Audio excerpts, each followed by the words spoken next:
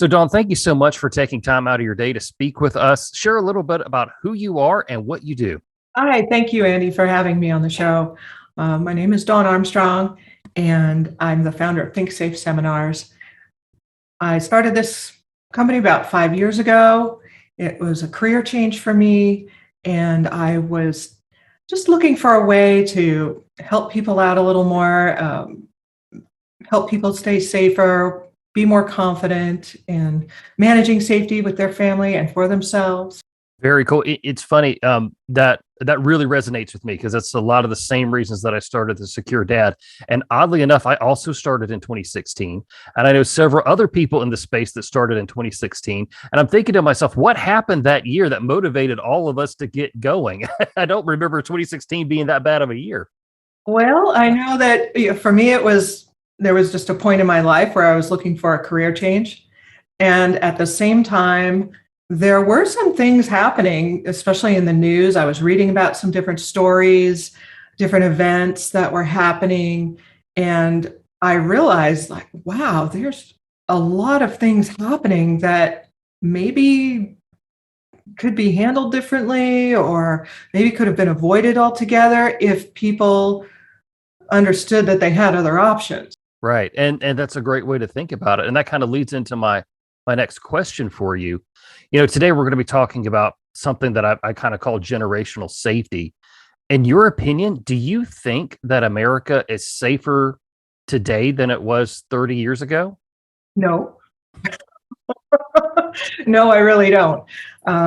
When I think back on that, 30 years ago, you and I were in very different places in our life, right? Mm-hmm. And for me, I was a single young woman starting out my career, living in a big city. And at that point in my life, I was aware of certain things, certain dangers, um, people, places, things like that, that I needed to be aware of. But overall, I don't think I was as aware as I am now.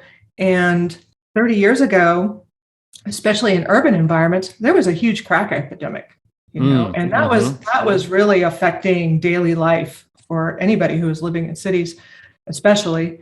And over the years, that's shifted. There are still drugs. There's still Mm-hmm. problems that go along with that. It's just I find it's spread, right? Like these problems are in suburbia now. They're in rural areas now. So it's not just contained to one area. And that's only one part of it. I mean, this could be a whole conversation in itself. Oh, sure, sure. And another thing that trips me up a lot, I still think 30 years ago was 1970, but 30 years ago right now is 1991. Just to make us feel even stranger about the age that we're living in. I always like to give credit where it's due. And Dawn, you came to me with this topic idea, and I think it's absolutely fantastic about protecting our parents. Why is it important for adult parents to think about the safety of their parents?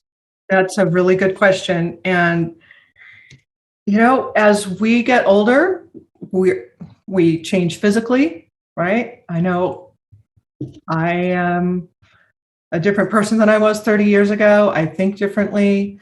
I'm in a different place in my life. And so when I think about my parents, they're different physically as well. They have different abilities, different restrictions, things like that. When I look at my parents, I'd like to assume that they know how to take care of themselves and do that. They took care of me for a very long time. Right. But then as I talk to them or I talk to other people in their age group, especially about what I do and about habits of awareness, things like that, they're like, wow, I forgot about that. I used to do that, but I haven't thought about that in a long time. And one lady, she put it very well earlier this week. She said, when I was a mom, well, I'm still a mom, but when Right. she had her kids living at home, she was much more aware of different kinds of dangers and how to prevent those dangers. And she said, once my kids grew up and they moved out, I just didn't really think about it anymore. Like that Mhm. awareness and that idea of prevention didn't translate over to myself. And I thought that was really interesting, It you know? is. It is. And and what I hear you saying is yes, your body changes over time as humans do. They're constantly changing, but also just your style of life changes and the pattern of life changes. So therefore kind of like your thinking changes as well. Yeah. I mean, a lot of our parents love to travel, and I love to travel. And so a lot of retirees, that is what they spend a lot of time doing, whether they're, driving or driving an RV or flying, wherever it is they're going. And they're often really great about taking different safety precautions when they're traveling. They put Mhm. money in one pocket and an ID someplace else, or they have Sure. all these fancy bags and gadgets, things like that. But then they don't use those same precautions when they're home in Mhm. their home environment. As time has progressed, technology is playing a bigger role in our lives today. And especially, I hate to say, because bad guys are using this to their advantage too. With you have phone scams, you have phishing emails. How can we educate a parent who may not be so tech savvy? Oh, good question. Good question. I mean, scams have always been going on, right? But Mm, now their technology has just escalated it, I feel. And we can help our parents, I think, by encouraging them to use the delete key early and often. Um, I like it. teach them how to move messages into the junk folder, look at their phone before they answer it, because I know a lot of the phones now, they'll tell you Hmm. possible junk or possible Right. scam. Hmm. And those you just, decline to answer, and then it goes right into the junk folder. So it's a little bit of just teaching them easy ways to use the technology that can help keep them safer. Another one is just trusting their instincts more. When they Hmm. get an email or a call, and they're like, "Who is this?" Or "Why would they be calling? I paid my utility bill. What's going on?" When those questions start coming up, that's a good signal that something is probably off. Right. And they should trust they know when something's off. They should trust their instincts. Right. And you think about a person who, the more life that they live, their instincts are probably sharper and better than somebody who is, half their age, who hasn't seen as much as they have. So that's really good to remind people, trust what you know, trust that little voice that's inside you. I like Mhm. that. So how can we encourage, retired parents to take control of their safety? Talking about this can be hard, right? Hmm. And so I think, first of all, come at it from a place of caring. You love your parents, you want them to be safe, you want them to be around for as long as possible, right? So come at it from a place of caring, first of all. I know sometimes bringing up the subject can be hard.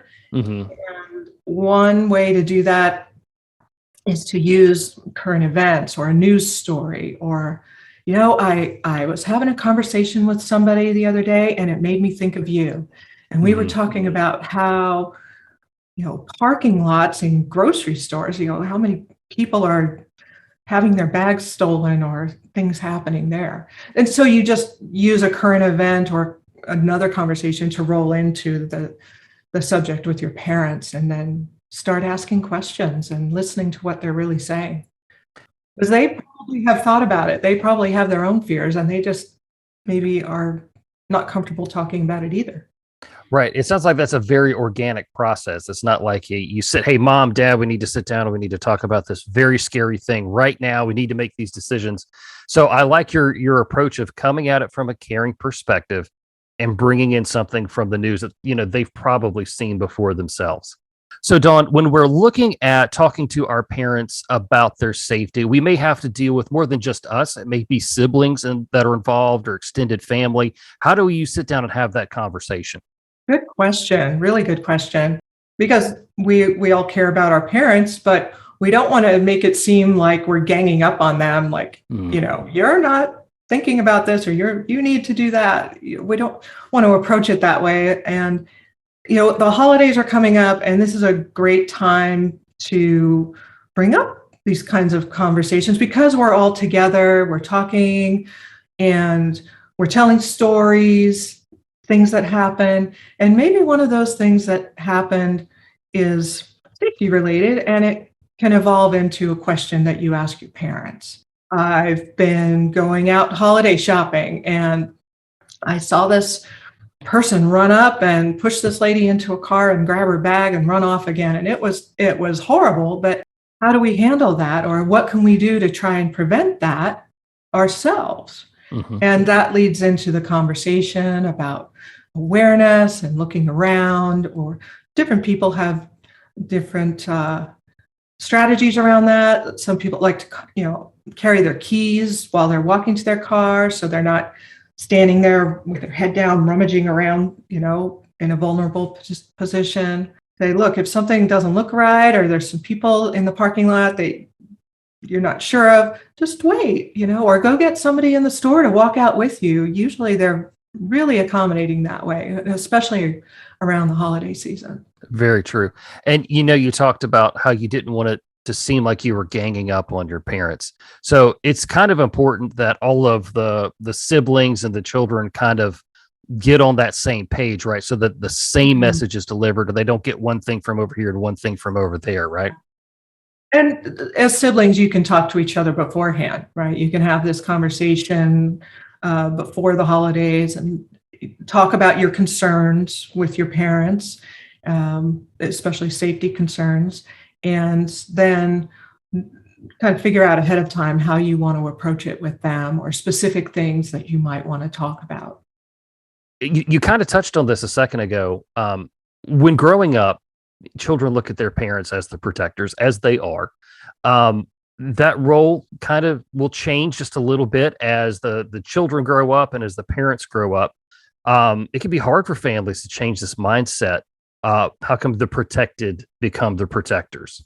For me, those conversations happen. They're a little bit pre-planned, but they might happen organically. Like maybe we're in the car, right? We get in the car to go someplace together.